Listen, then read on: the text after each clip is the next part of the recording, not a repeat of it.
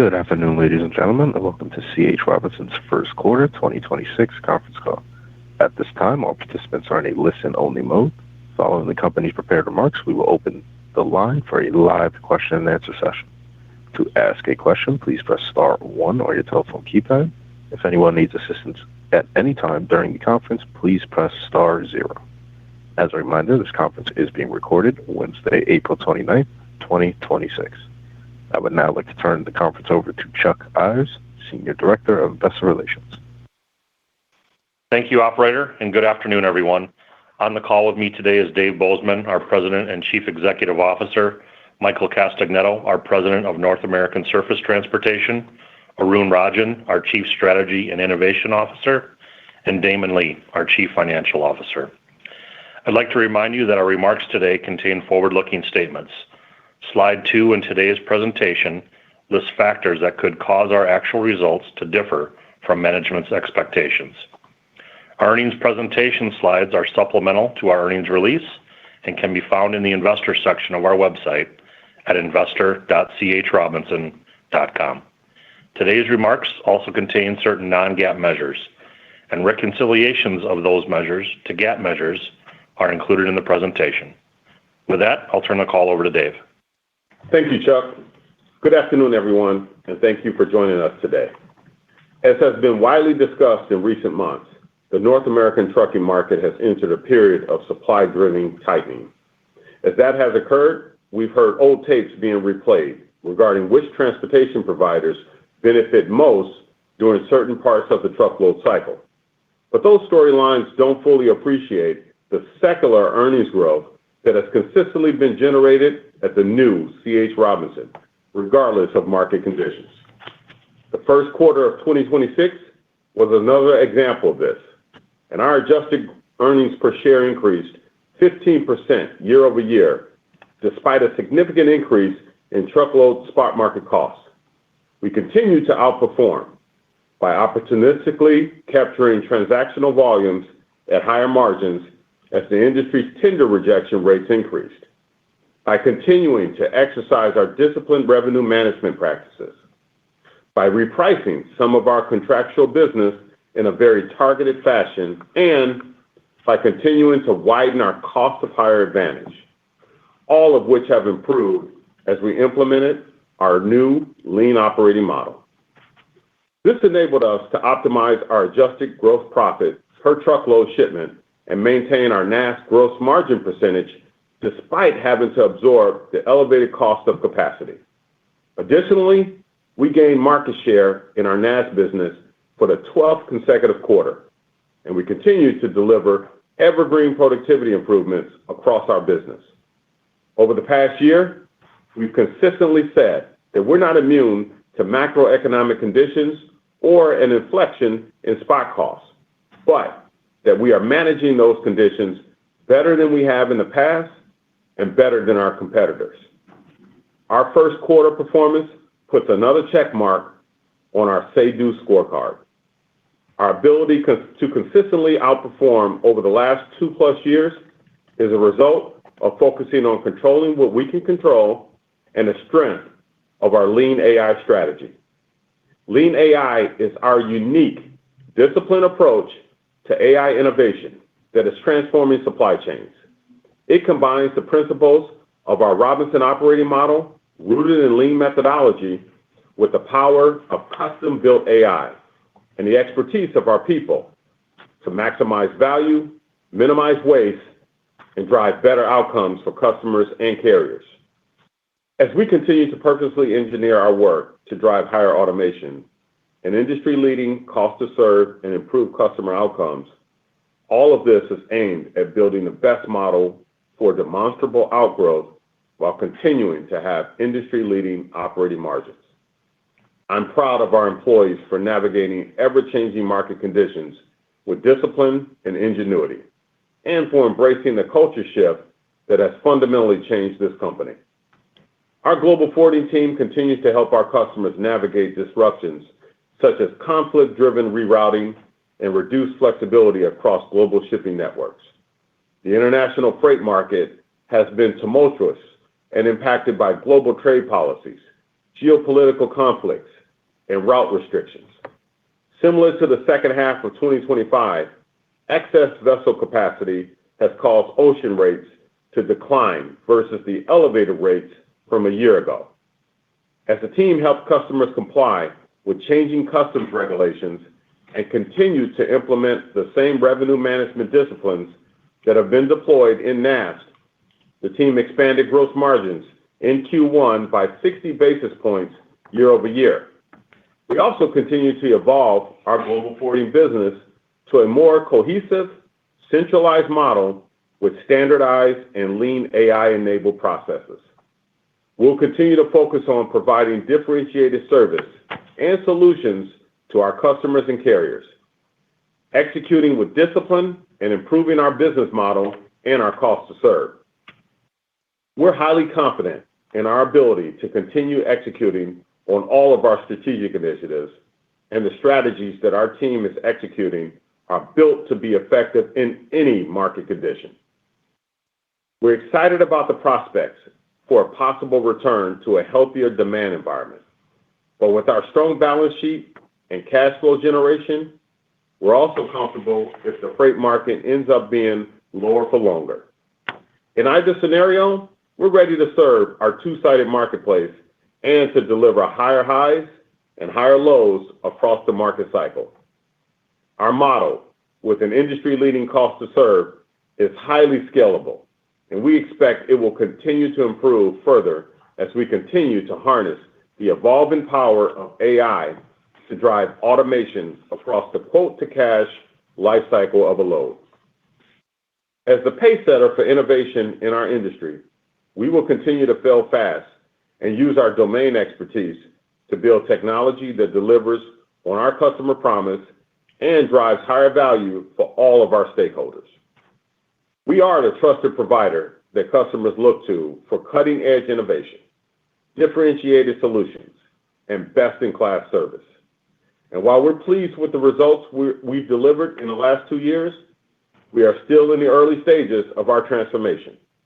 Significant runway exists as we continue to deepen the lean mindset and scale custom-built AI agents across the enterprise.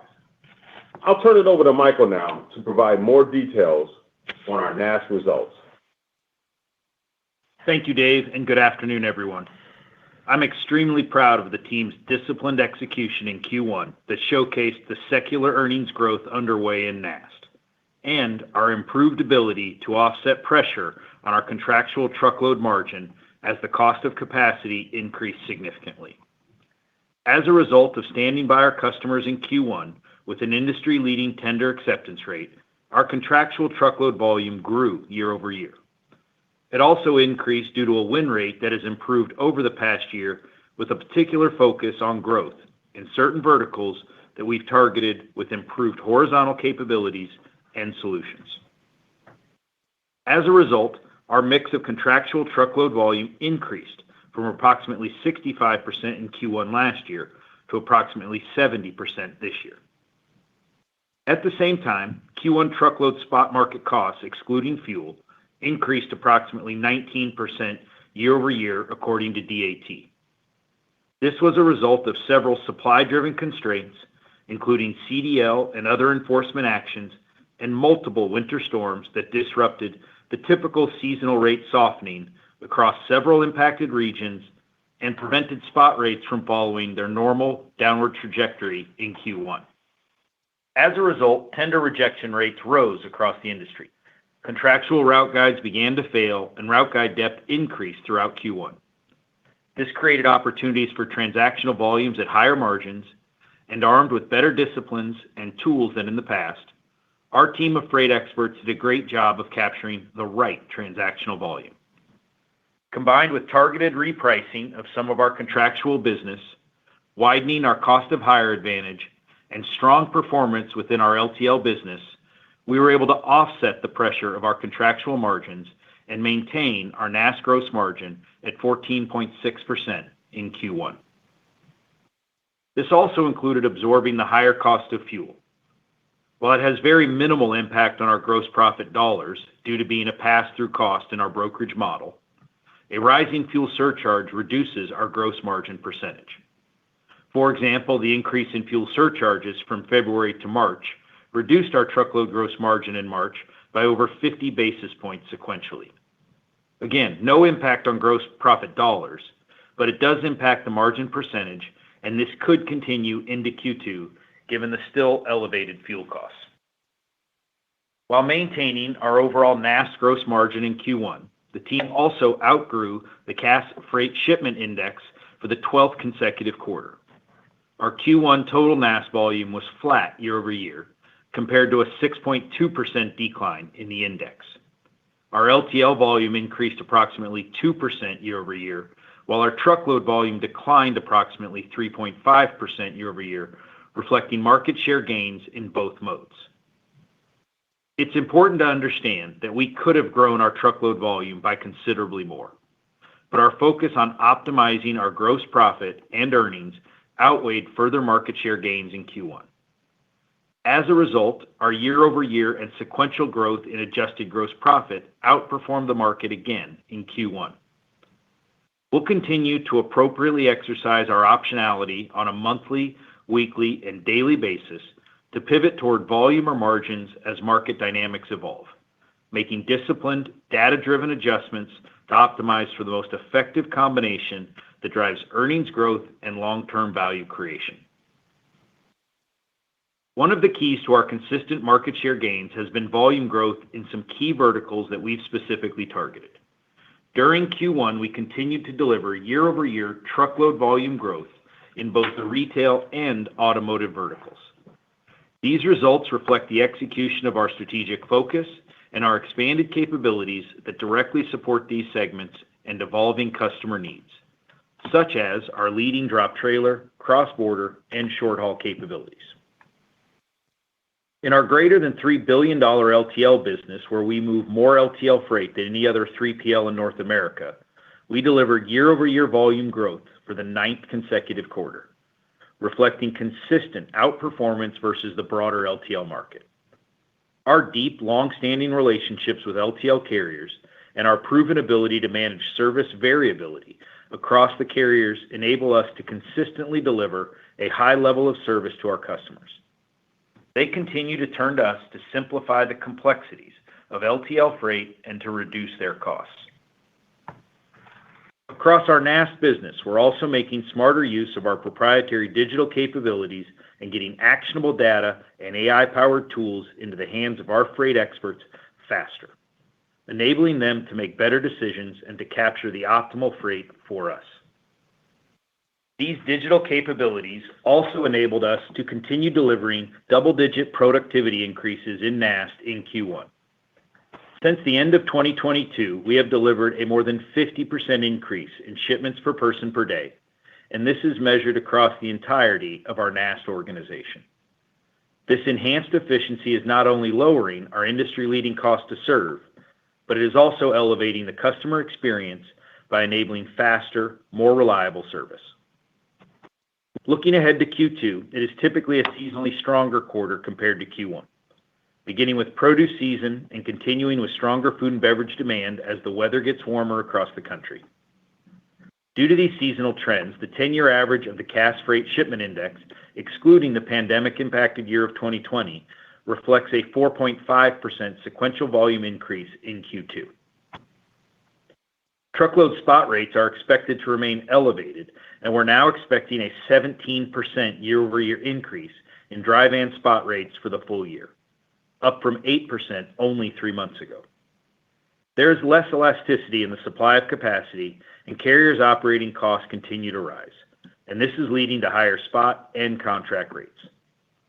None of this changes our expectation to continue outperforming in any market condition, and we're excited about our strong results from ongoing contractual bids and further opportunities to win in the spot or transactional market. As Dave said in his opening comments, we remain focused on what we can control, regardless of market conditions, and we will continue to deliver industry-leading solutions and flexibility that only a scaled broker can provide to customers and carriers. Our people and their unmatched expertise enable us to deliver exceptional service, greater value, and they are relentlessly driving improved results. With much more runway for improvement in front of us, we're still in the early innings of our transformation journey. With that, I'll turn it over to Arun to provide an update on the durable advantages of our technology, scale, and expertise. Thanks, Michael, and good afternoon, everyone. As Dave and Michael described, we continue to execute our disciplined strategy, delivering for our customers and carriers while scaling several innovations that better serve our customers and widen our competitive moat.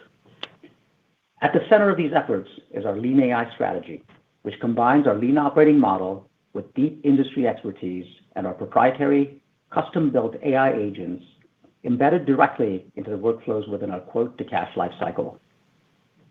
This strategy enables us to automate, scale, and execute in a sustainable and repeatable way without letting external narratives blur the difference between perception and reality.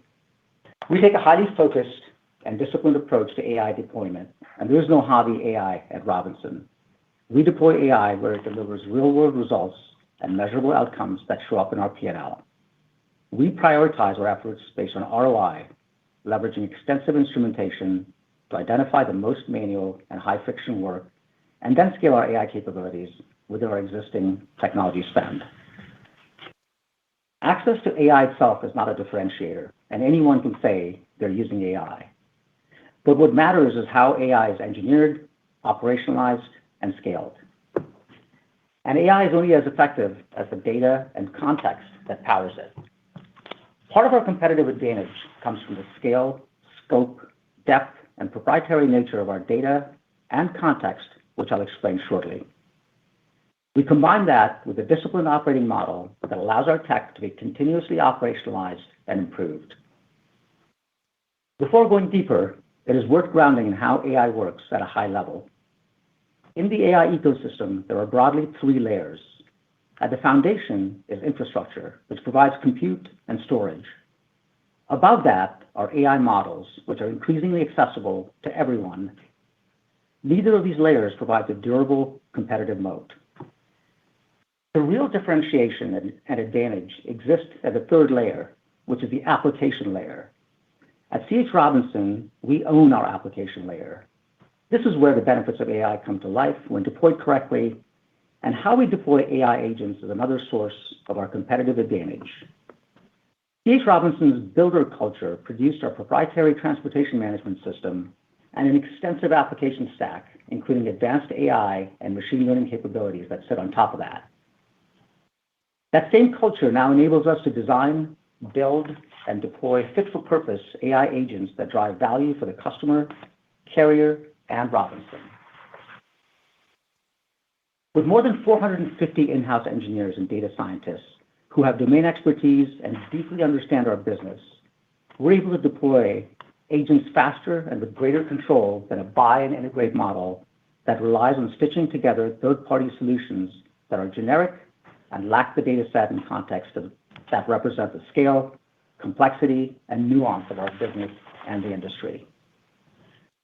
Our unmatched scale, proprietary systems, and deep logistics expertise provide the data, context, and human-in-the-loop oversight that makes our AI agents more effective, more reliable, and more difficult to replicate.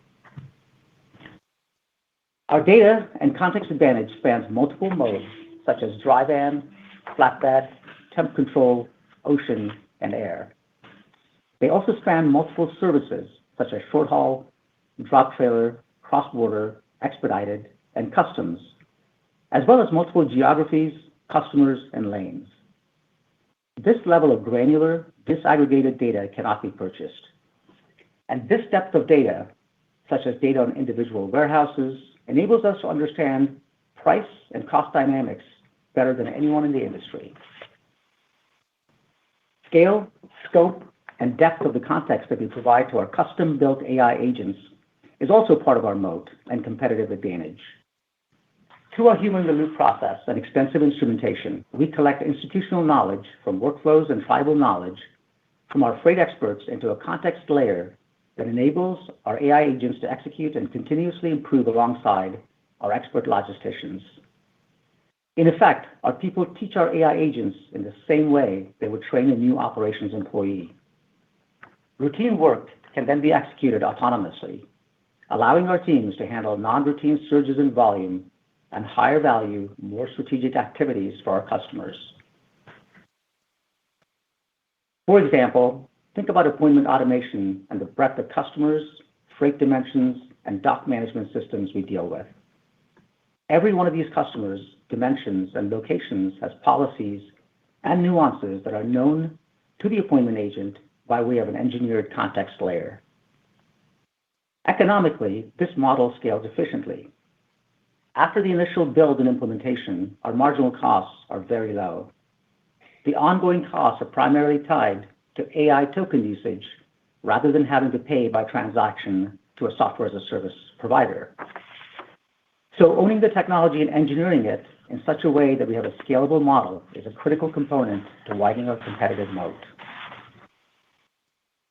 Our build model is also important from a speed of implementation perspective. If a company is using multiple third-party providers to create and implement AI agents, they are beholden to that external provider who doesn't know the business as well. With our builder culture, we're leveraging the vast domain expertise of our in-house team. Since we're building our own AI agents, we have more control over the implementation process and the speed of integrating those AI agents.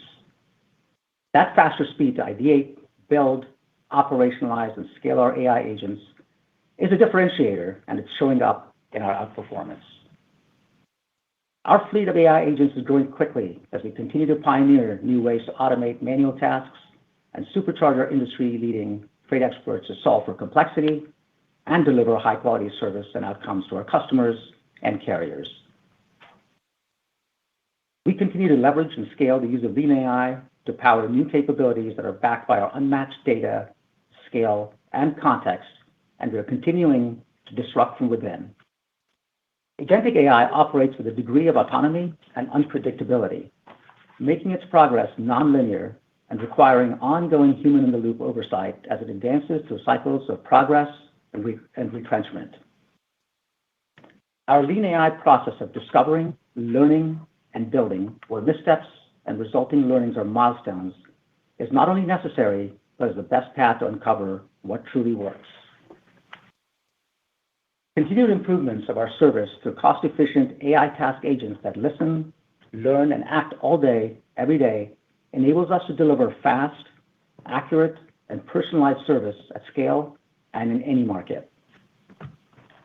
We have a clear view of both what has been built and what remains ahead, and we are still in the early innings of our transformation. There is significant runway across our business to continue scaling AI agents, and we've automated only a fraction of the hundreds of processes and sub-processes that exist across the quote-to-cash lifecycle of an order. As Dave said, our strategy is focused on building the best model for demonstrable outgrowth while continuing to have industry-leading operating margins. Our technology is unmatched, and we will continue to disrupt ourselves to stay at the forefront of the AI revolution and to further widen our competitive moats. With that, I'll turn the call over to Damon for a review of our first quarter results. Thanks, Arun, and good afternoon, everyone. Through another quarter of disciplined execution, we delivered secular earnings growth and continued to advance our strategic priorities aimed at market share growth, gross profit optimization, and increasing our operating leverage, all supported by our Lean AI strategy. The macro environment continued to provide pressure in Q1, with the Cass index down 6.2% year-over-year against easier comps. While we outperformed the index, our Q1 total revenue and AGP declined approximately 1% and 2% year-over-year, respectively.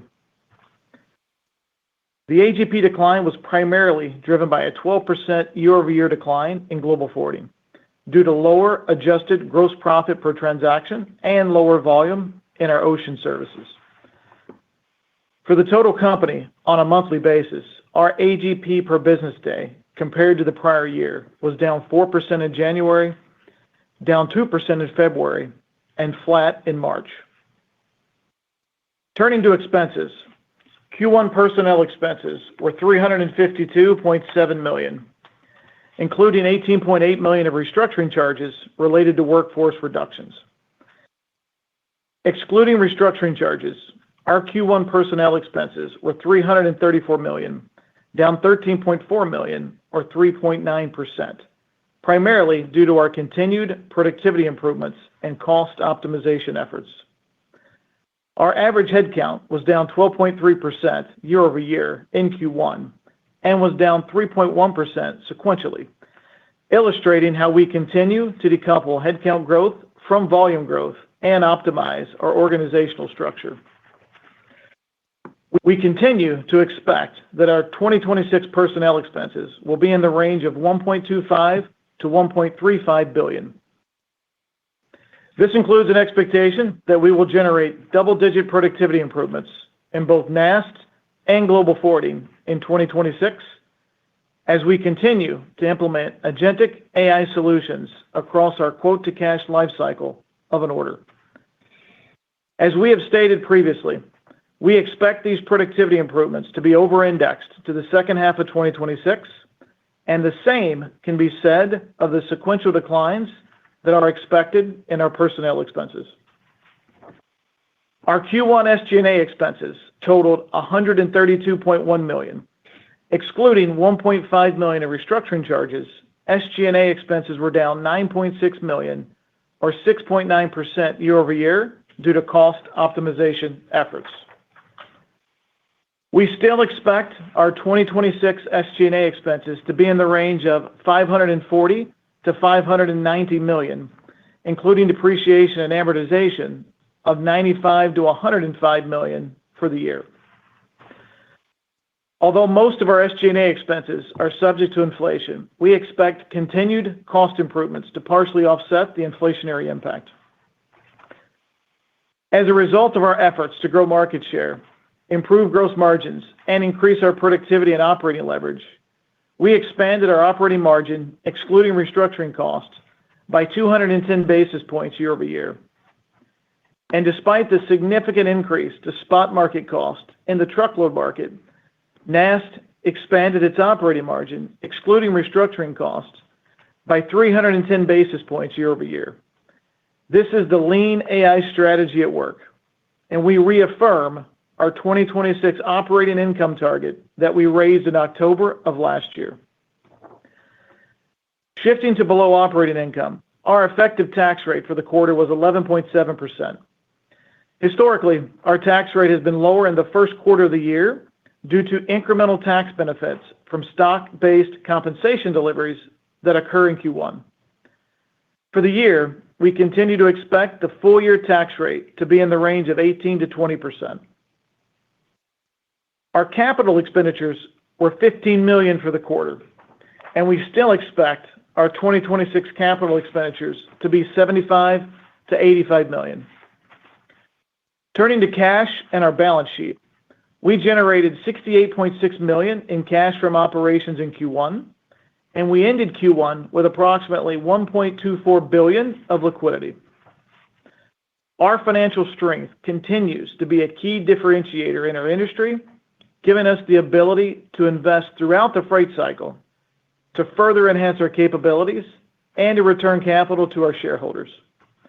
Our net debt to EBITDA ratio at the end of Q1 was 1.32x, up from 1.03x at the end of Q4, as we opportunistically deployed capital for a higher amount of share repurchases. While our capital allocation strategy remains grounded in maintaining an investment-grade credit rating, our balance sheet strength enabled us to return approximately $360 million of cash to shareholders in Q1. This represents a more than twofold increase compared to Q1 of last year and includes $280.7 million of share repurchases and $79 million of dividends. We have strong conviction in the strategy we are executing and in the intrinsic value of the business. Our share repurchase activity reflects that conviction and our confidence in the long-term fundamentals of the company. There is tremendous runway for improvement ahead, and our operating model our technology, and our people continue to differentiate Robinson and widen our competitive moats. With that, I'll turn the call back to Dave for his final comments. Thanks, Damon. As you've heard in our prepared remarks today, we've continued to deliver secular earnings growth from the disciplined execution of our strategy. I'm proud of the progress we've made collectively to transform C.H. Robinson into the global leader in lean AI supply chains. With our lean operating model, our commitment to continuous improvement, and our AI innovations at the core of our transformation, I continue to be even more excited about what we believe we can deliver in the coming years. Our differentiating lean AI gives us a unique opportunity to create new ways to solve complex challenges at scale, helping our customers build supply chains that are smarter, faster, and more resilient in a world where disruption is constant and agility is essential. We will never stop with our push to discover, learn, innovate, and solve problems with speed. And that is where the lean operating model is so important to our success. As lean disciplines continue to be deployed more broadly across our organization, our teams are becoming increasingly equipped to identify root causes of problems, implement countermeasures, and drive meaningful improvements. That's how we delivered further earnings growth in Q1 and how we've consistently delivered outperformance for the last 2+ years. It's also why we're positioned to continue doing so regardless of market conditions or cycle. The strength of our strategies, our technology, our people, and our operating model disciplines are differentiating and sustainable in any market environment, including an inflecting spot rate environment like we've seen recently, or eventually an inflecting demand environment. And as we lead our industry and stay on offense with our lean AI strategy, I want to thank our people for their relentless efforts to provide exceptional service to our customers and carriers, for embracing the Robinson operating model and continuing to execute with discipline. We've been a leader in this industry for more than a century, and we will continue to be. Our scale, our technology, our people, and the Robinson way enable the operational excellence that has defined us for decades. The Robinson way means being authentic, persistent, accountable, curious, and united. And those values, along with our long-standing commitment to safety, guide how we operate every day. Anything suggesting otherwise is misinformed. We will continue to lead with purpose and move with urgency to disrupt ourselves and the industry.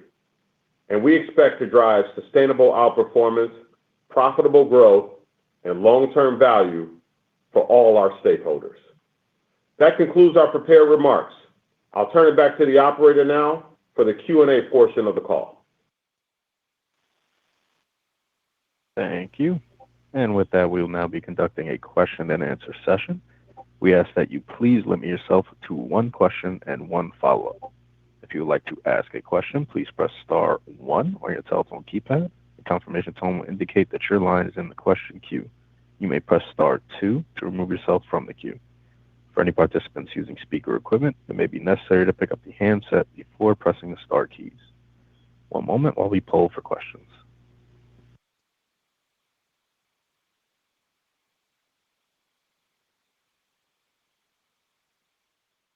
And our first question comes from the line of Tom Wadewitz with UBS. Please proceed with your question.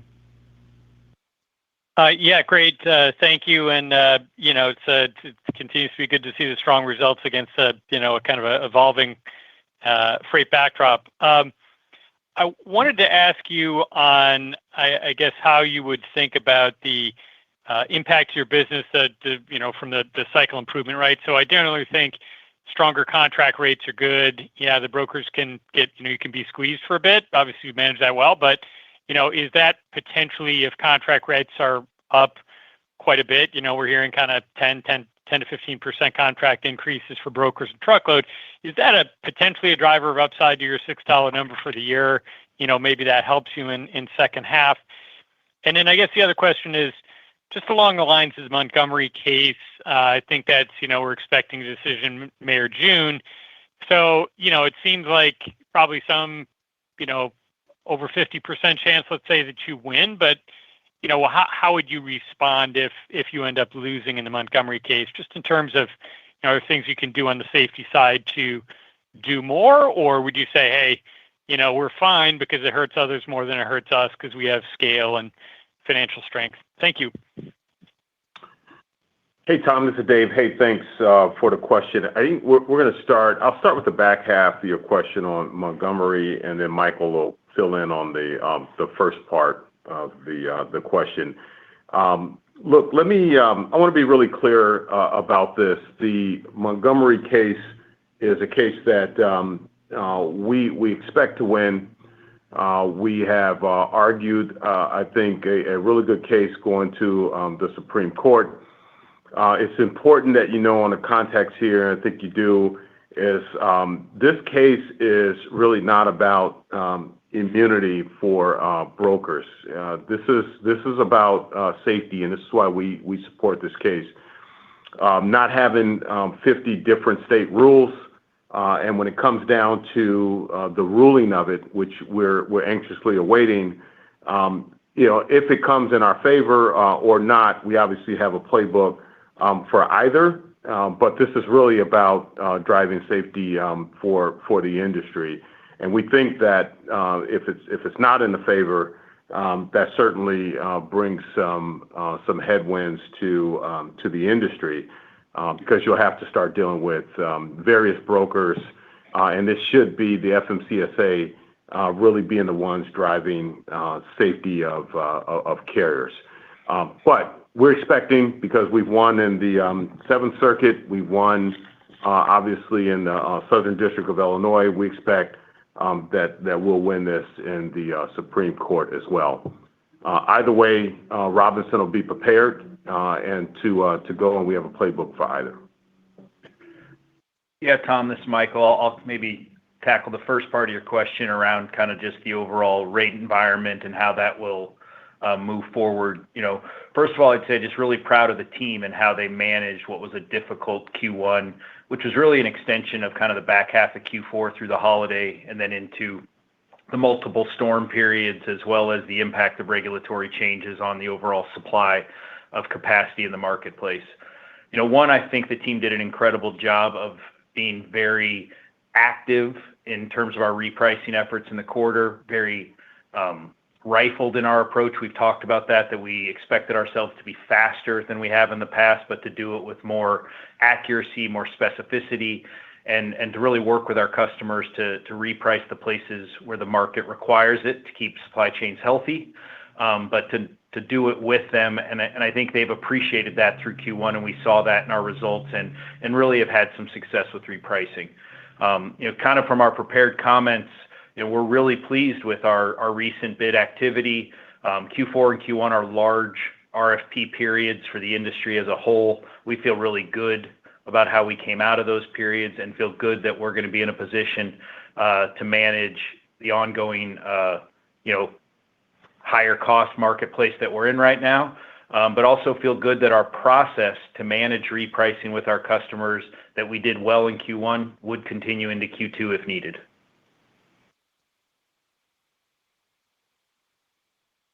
Thank you. Thank you. And our next question comes from the line of Ken Hoexter from Bank of America. Please proceed with your question. Hey, great. Good afternoon. Dave, congrats on really impressive moves on the automation. But I'm sorry, on technology adoption. In dropping the 12% of employees or a little bit less year over year, is there any, maybe walk through that process and where we're seeing that change, where it's coming out of? Is it adjusting sales at all? Maybe kind of talk about that and how you can continue to accelerate that from this point forward. And then, Michael, is it normal for contract as a percent of the total book to go up this soon in the turn? I guess, don't you want to play the spot and take advantage of that fluctuating rate to offset the negative impact of the contract, or do you feel like you're you're catching up on the book of business fast enough? Thanks. Yeah, Ken, thanks a lot. Hey, let me just start with a little bit of context on that. First of all, the way we look at this, and we've said this pretty consistently, as we look at workflows at Robinson, and for us, it's been the order to cash process, which has been a very kind of frictionless manual process, and its workflows. That's where we've really kind of gone at it with our technology. But also in this industry and with us, you have low double-digit turnover that happens in the industry, and that's really allowed us to really drive efficiencies while not, in some cases, backfilling some of those roles that we've had in that kind of entry-level kind of order-to-cash process that we've had.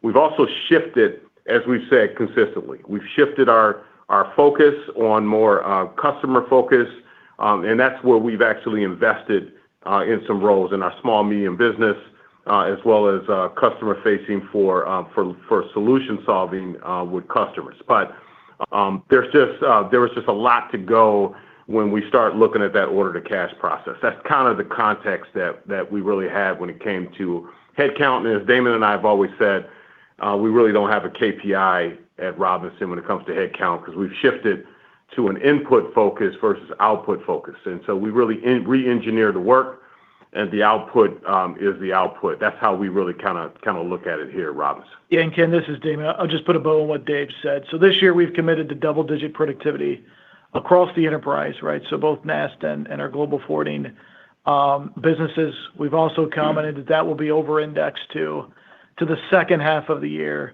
And the way we think about productivity going forward, just to remind the audience, is we've committed to single-digit productivity every year, regardless of circumstances, right? So our operating model will generate productivity in the single digits, mid-single digits every single year. And then years like 2025 and 2026, where we have waves of innovation, so whether that be Gen AI adoption, agentic AI adoption, then we're committing to double-digit productivity when you compound those waves of innovation with baseline continuous improvement. But look, we're in the early innings of our productivity journey. You're both in early innings of the lean adoption, early innings of our technology adoption. So there's a long runway to go as it relates to productivity at Robinson. And Ken, from your second question, kind of on the mix of business, I think you're right in kind of a longer time frame that our goal as the market shifts would be to move that percentage to more equalization. But really in Q1, most of the activity in the marketplace were supply event driven, either storms, regulatory impacts on capacity. And while we're optimistic that there's some life in the market, it was still dominated by supply driven events. And so it was really important for us as we come out of our RFP business to make sure that we take care of our customers, that we select the right transactional business to win, which I think we did based on the combination of mix of business and our margin performance. And really early in the quarter, a lot of the transactional pricing wasn't matching where the market was, or maybe I guess I would say the transactional market didn't match where maybe the pricing and capacity market was. And we saw that improve throughout the quarter. So I feel really good about how the team balanced that. It's important that we also make sure that we take care of the customers who've awarded us business through what as we said in our prepared comments, was a successful RFP season. But we do look for that to equalize over time, especially if demand improves throughout the rest of the year. Yeah, and Ken, just to put a bow on what Michael said, I mean, this has been a strong bid season. We expect to gain share through this bid season and price. So as Michael said, just to summarize that, really strong bid season for C.H. Robinson. Thanks. Damon, just a quick follow-up, if I can, for Arun. How's global forwarding in terms of the AI deployment, or is it still all brokerage? Is that balanced and catching up, or still mainly brokerage? Yeah. So Ken, we're actively deploying the same playbook that we use in NAST over in global forwarding. You'll start to see more of that kind of kick in the second half of this year. And just like NAST, you've seen the journey over the past few years. We've got a lot of runway in global forwarding. Thanks for the time, guys. Appreciate it. Yeah, thanks, man. Thank you. Thank you. And our next question comes from the line of Chris Wetherbee with Wells Fargo. Please proceed with your question. Hey, thanks. Good afternoon, guys. I guess I maybe wanted to ask a little bit on sort of your view on spot activity and demand as we went through the quarter. So obviously, AGP improved as we went month to month. But can you talk a little bit about spot activity and maybe in the context of the contract comments that you're talking about, what level of contract rate increases we're seeing so far through the bid season so far? Yeah, thank you for the question. I think what we saw early in January was there was still a bit of a decision process of whether the storm impacts of early January and flowing into early February were events or whether they were a continuous and ongoing cost increasing market. And I think what you saw from a lot of customers was pushing the loads off or rolling the loads beyond the storm without necessarily pushing the loads into the transactional marketplace. As it became clear throughout the rest of the quarter that the cost side of the marketplace was going to hold, then the transactional marketplace started to pick up some steam. But in many cases, the overall demand ecosystem was loads being moved from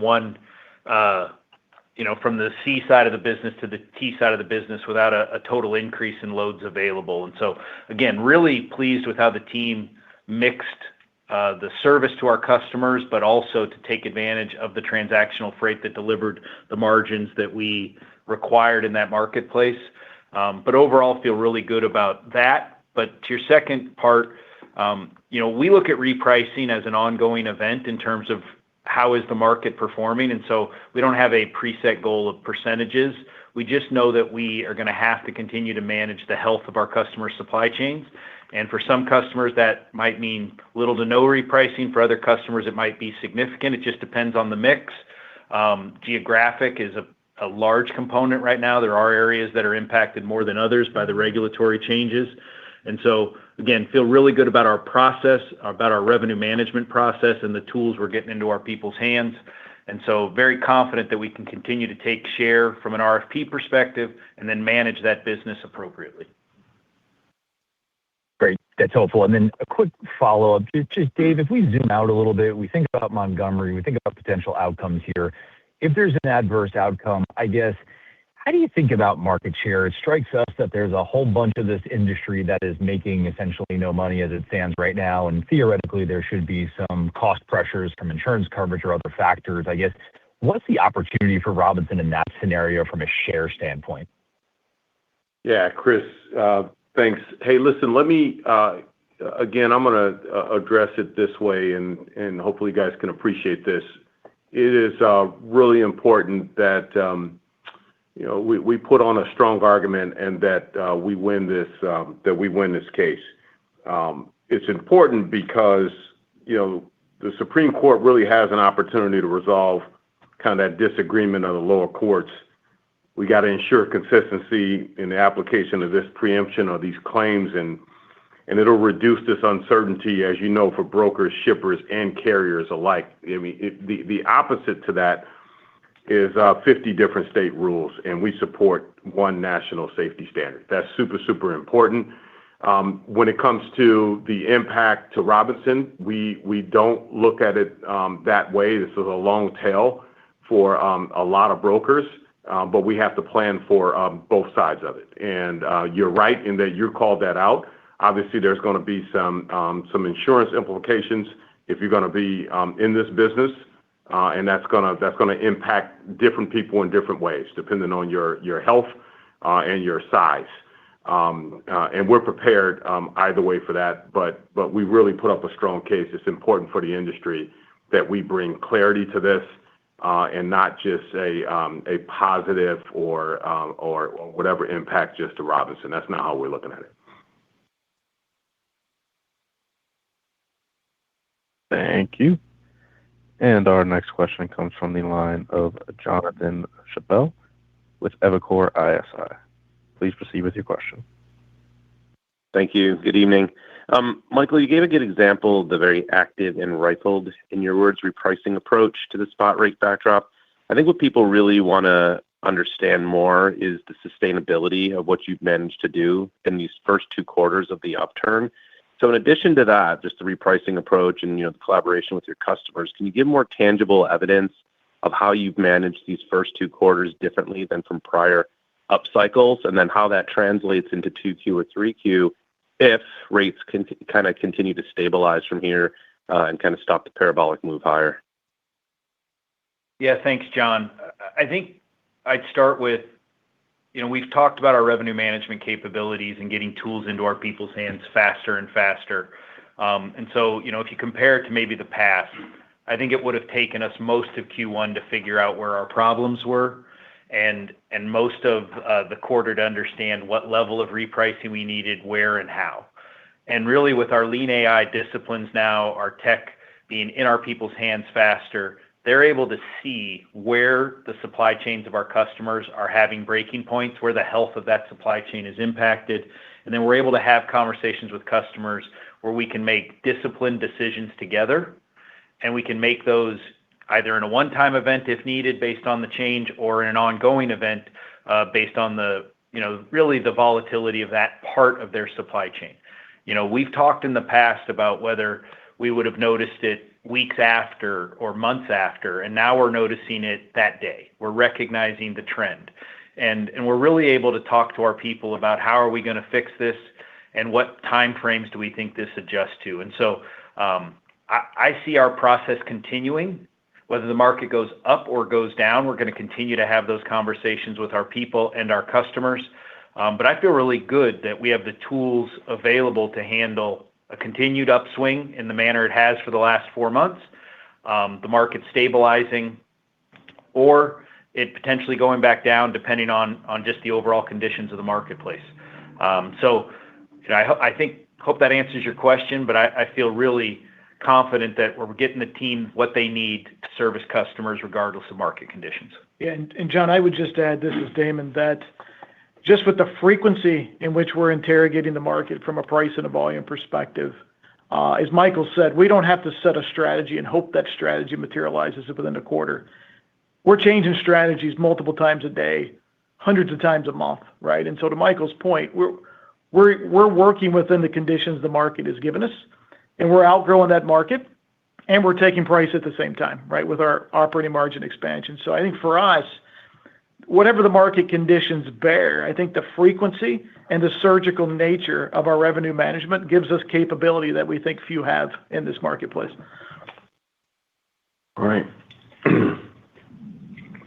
Thank you. And our next question comes from the line of Bruce Chan with Stifel. Please proceed with your question. Yeah, thanks, and good afternoon, everyone. Maybe just wanted to get your thoughts on forwarding in terms of, maybe volume development and margin shaping. I know you don't always get into that granularity, but there's obviously a lot going on right now with the Middle East and capacity and, the fact that we're lapping the trade disruption this quarter. So any color there would be really helpful for our models. Thanks. Yep. No, thanks for the question, Bruce. What I would say is, look, I think we say this almost every quarter because it feels like we're always in uncertainty as it relates to our forwarding business. I think another really solid quarter in a very difficult macro environment that our global forwarding team performed, right? So as you mentioned, tremendous disruption in the Middle East. And what I would say directly is our direct exposure to the Middle East is quite immaterial to our book, but the knock-on effect to global rates and global capacity has been the challenges that our team has helped our customers work through in the quarter. And I think they did an exceptional job with that challenge. You can imagine, capacity being staged in one area that's being relocated to another area for demand patterns and repositioning.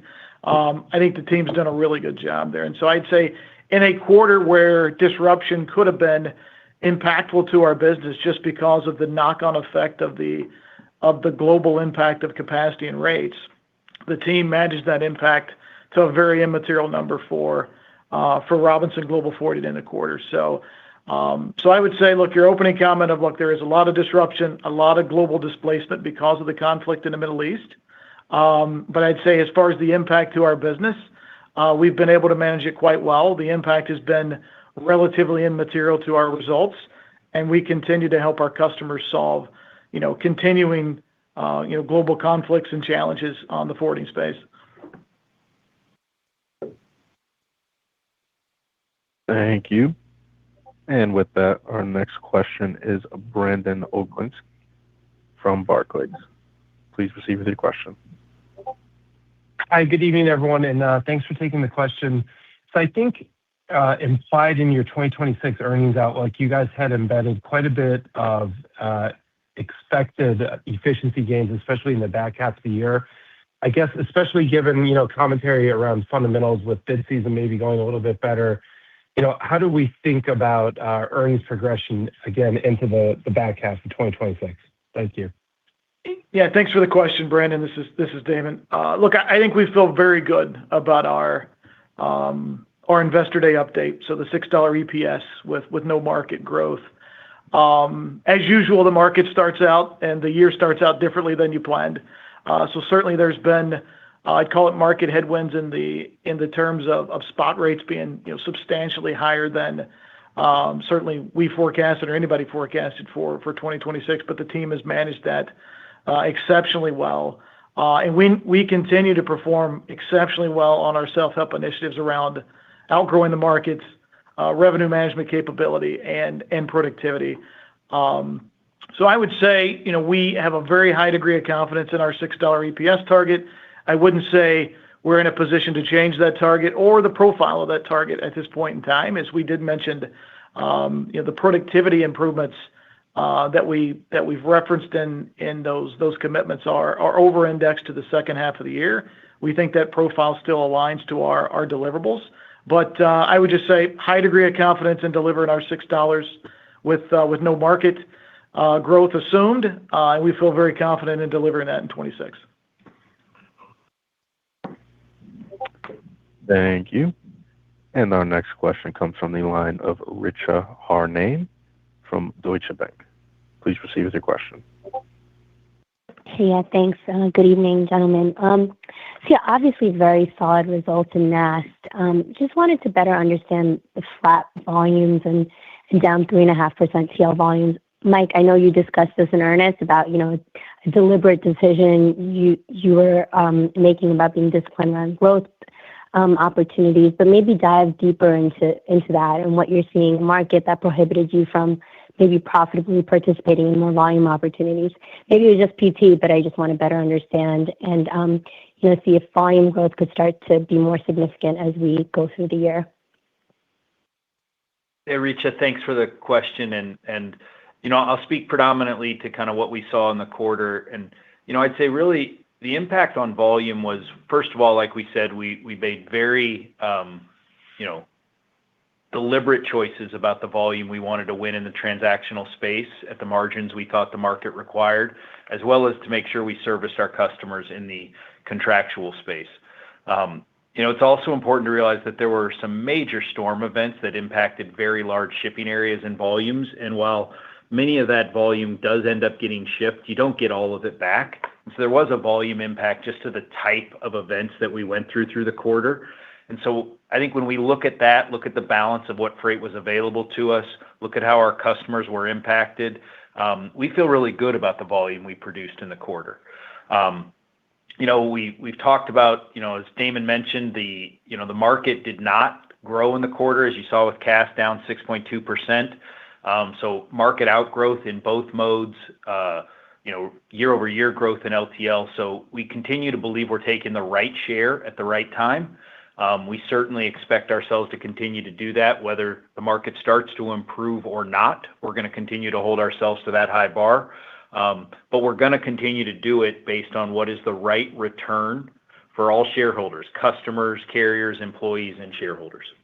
Yeah, Richa, this is Damon. I would just add to that and we've been pretty adamant about this for almost 2 years now, right? Is we take the volume we want in a given quarter, right? And so in Q1, we took the volume that we felt met our criteria. Now, make no mistake, Michael and team could have outgrown the market substantially more than what we did, right? But based on our own financial expectations, based on our own quality of earnings, we focused on the volume that mattered most to us. And I think the best way to frame this up, and I won't name specific companies, but I think the bookends are important here, right? We had one competitor that had pretty high growth in the quarter, right? Double-digit growth. but yet negative gross margin dollars and a significant contraction in rate in the quarter. Yet another competitor that had a significant volume reduction, almost 20% in the quarter, but maintained rates, right? We believe our model is superior, right? We had what I consider very strong outgrowth in the quarter while maintaining our rates or while maintaining our AGP margins in a quarter where spot rates were up 18 to 20%. So as Michael said, we feel like we've got the strategy that works. We take the share we want. We deliver the margin we need. We feel like we have the best cost to serve model in the industry, and I think Q1 was a perfect example of that. Thank you. And with that, ladies and gentlemen, this does conclude our question and answer session. I would now like to turn the floor back to Chuck Ives for closing comments.